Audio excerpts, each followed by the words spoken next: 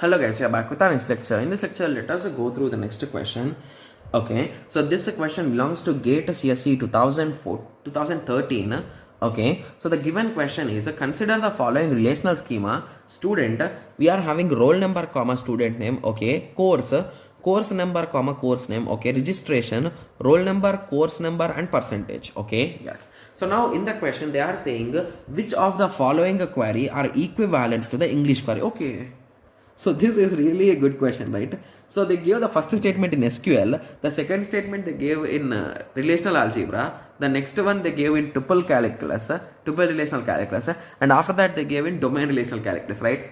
Okay, that's really good. Okay, now the question they are saying is find the distinct number of distinct names.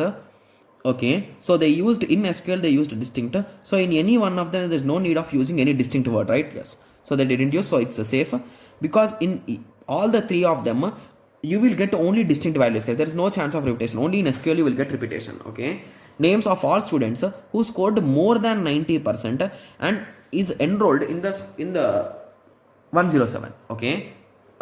So we are checking select a distinct name yes name from student comma yes comma registration as R, where R dot roll number is equals to S dot roll number. Yes, we are doing natural joint in between them, and we are checking whether they took course as 107 and their percentage is 90. I think there is no issue with respect to this one, right? Yes. So moving on to 2. Wow, 2 is also absolutely correct. We are performing Cartesian product between registration and student, and we are checking whether he belongs to course 107 and 90. So this is also correct. So 1 and 2 are correct for sure, guys. So I think we can eliminate option D here, right? Yes. So now moving on to third part. So the third thing is we have selected a tuple from students and from registration, and we are checking whether roll numbers are same. Yes, this is indirectly Cartesian product, and we are checking the course as 107 and the percentage as 90, and we are checking whether their names are same. Yes, so this also looks absolutely correct, right? So indirectly this ending part you can say that is what it is doing, just to print it, trying to print the name, right? Yes. So I think this question is also really easy, right? So third should also be correct. So C is wrong. Okay. So now moving on to the fourth one, that is here we are trying to print student name. So indirectly we are not printing what guys. So if we are printing a student name, so let us continue first. So here it is a checking percentage. Here it is a checking the condition with respect to our 107 course number. Okay. So RP it is taking from registration, that's correct. So this part is correct, guys, and the every detail it is collecting from the student table, that's also correct. Okay, yes, I think this is also absolutely correct, right? Because it checked the condition here, both the conditions have been checked, and it is trying to print only student name.